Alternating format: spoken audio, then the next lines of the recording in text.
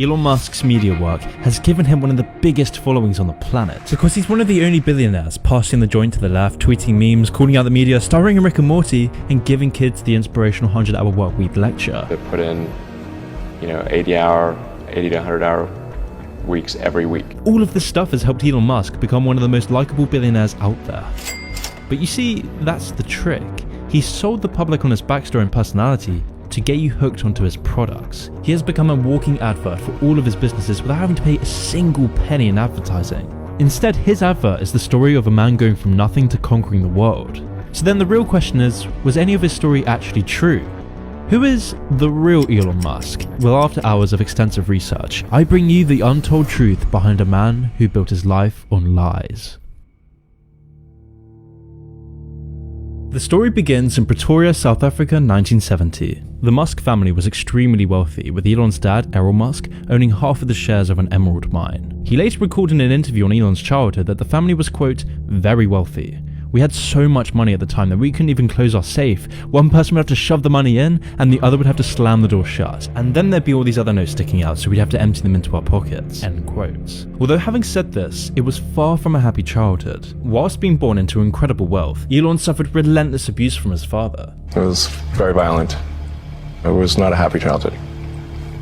My father has serious issues. But it didn't stop there. In 9th grade at Bryanston High School, even the school kids went after him. And when asked about being bullied in school, I was almost beaten to death, if you call that bullied.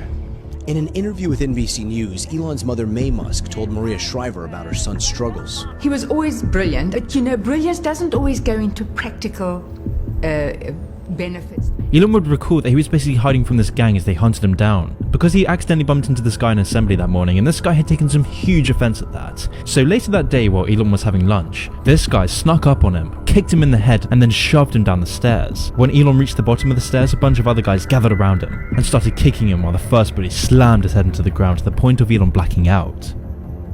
As a result, he had to go to the hospital, missing school for weeks. This dark childhood affected Elon greatly, as it would for most people, but the effects of this would later become more apparent in his future life.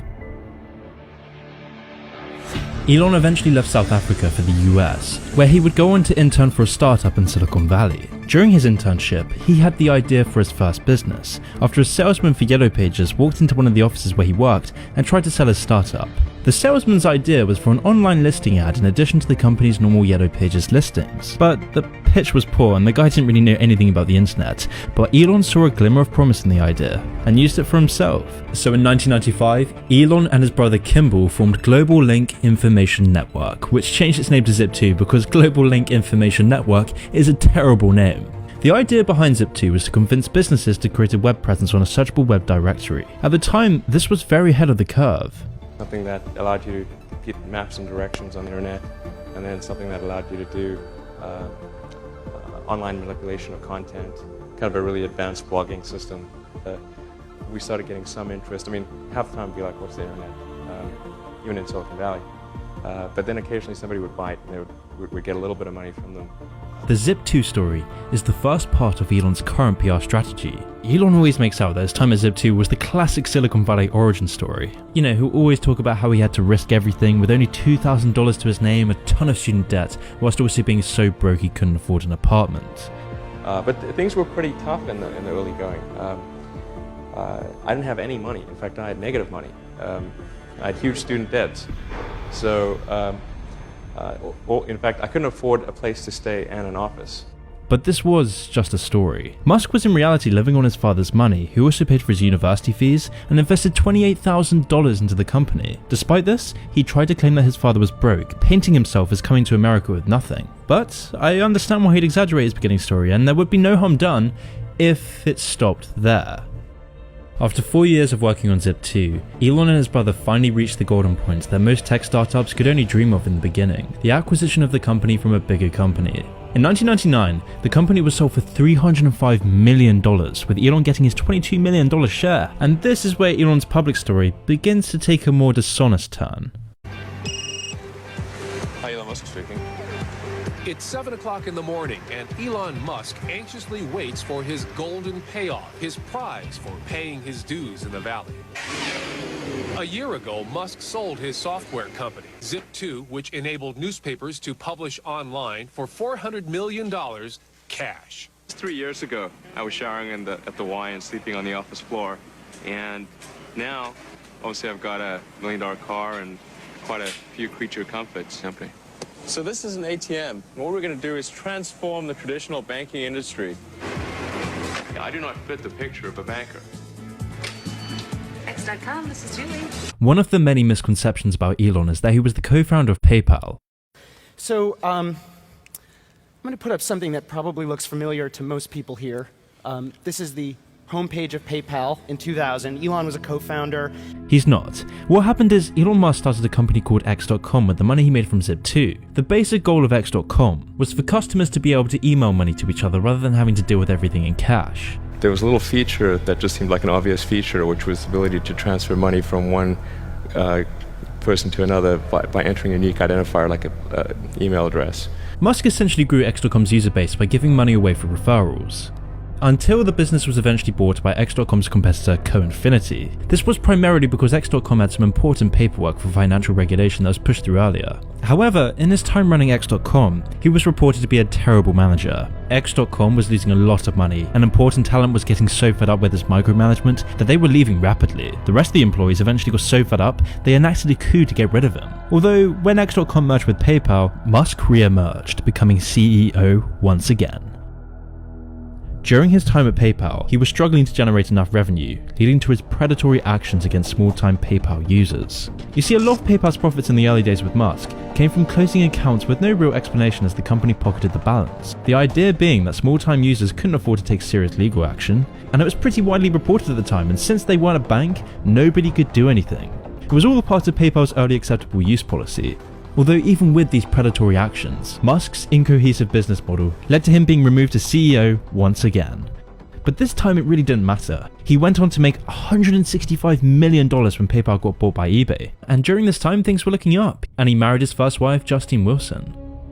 However, Justine would recall that his controlling behaviour didn't just stop at work. Justine claimed that even on their wedding day, Elon's deep-rooted insecurities from childhood came to the surface as he told his wife, "I'm the alpha now." Elon would always try to assert his control over Justine. For example, during their frequent arguments about his overbearing control, Justine reportedly said, "I'm your wife, not your employee," to which Musk responded, "If you were my employee, I would fire you."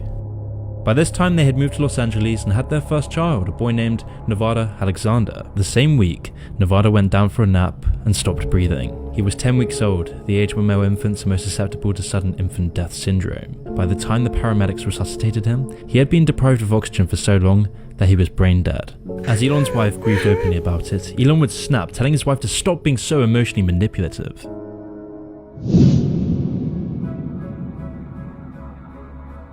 After getting fired from PayPal, Elon began crafting a persona and fake story. He'd seen the success this had brought Nike and Apple, so he would take it one step further, using his media presence as an advertisement for his products. And he employed this ruthlessly, fabricating and straight up lying about who he is and how he got to where he is. So far I've shown you just some of the exaggerations and unflattering truths behind his origins, but it was in 2004, as Elon joined Tesla, where we can start to see just how much dishonesty there is behind Elon Musk. The point being that these ventures now seem to have a wonderful momentum and things are going well, but I remember well there was a point in time when each of them had their tipping point and could have gone either way. I wonder if you could talk a little bit about the origins of Tesla. Sure. After PayPal, I decided I wanted to get back into electric vehicles and make something happen in that arena, particularly since GM had come out with the EV1, and I thought, okay, well, there's not really a need for a startup company to develop electric cars because obviously GM is going to create the EV2 and the EV3, but so I thought, okay, well, we've got to try to create an electric car company. But it wasn't as though in creating these companies that we thought that we would be successful.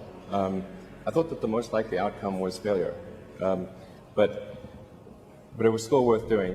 Seems like quite an inspirational story, but did you notice how Elon never alludes to the original creators of Tesla? It's a lie by omission. You see, Tesla was actually the brainchild of a tiny band of obsessive Silicon Valley engineers who would go on to collaborate with and collide with Elon Musk. He wasn't the founder in the sense of he wasn't, we started it. Well, I mean, this is one of the things that I found kind of fascinating about him, is that he's actually accomplished some amazing things in his own right. He's totally amazing. Yeah, SpaceX is amazing, and he's done some interesting things with Tesla for sure.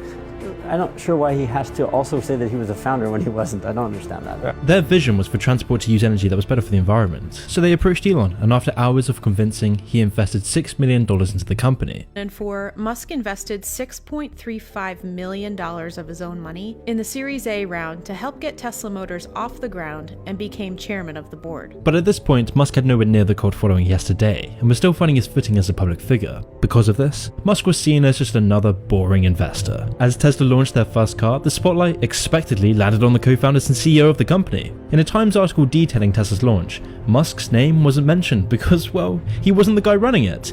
But this bothered Elon deeply. He needed to create a public persona. Because of this, he responded to the article by contacting the founders of Tesla, claiming, if anything like this happens again, please consider our relationship with Tesla to end immediately upon publication of such a piece. Please ensure that the New York Times publishes a correction as soon as possible. Musk now wanted to get vengeance. The founders later claimed in an interview that this was, quote, the first time we bumped heads was really over that press coverage of the debut. We had technical disagreements that we worked through, and it was always very collegial. We'd work through our opinions and come to a conclusion. That was the first time where it was this emotional. And as Musk wasn't the CEO, he would just come in every few weeks to look at developments and then demand changes that disrupted the workflow. It was one step forward and two steps back according to the VP of Tesla, which meant Tesla's growth would be stalled, deliberately.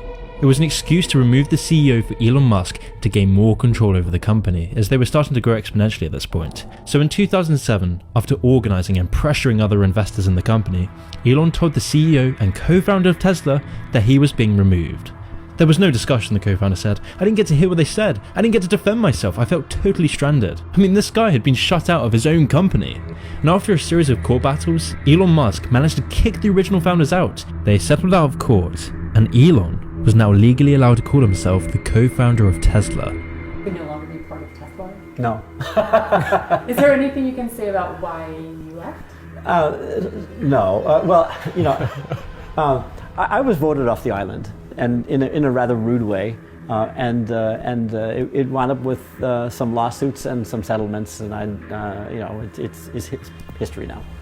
Yeah, so I can't say a lot about it. Musk was now running the show, going on to make Tesla one of the highest valued car companies in the world. But have you ever wondered how? How is it that a company selling thousands of cars a year is now valued more than all the other car companies that sell millions of units? I mean, the easiest thing in the world is to get a bunch of smart engineers to design a really cool car. The hardest thing in the world is to build hundreds of thousands of them profitably, and distribute them profitably and service them profitably and adequately. That's sort of the moat that these other car companies have. I mean, Porsche is coming out with a tremendous electric car in a few months. Audi has a whole series of electric cars coming out. The first one is out already. Even Jaguar, in your home country, has a terrific electric car out in the I-Pace, and the next XJ sedan is going to be electric. And these guys all know how to build cars.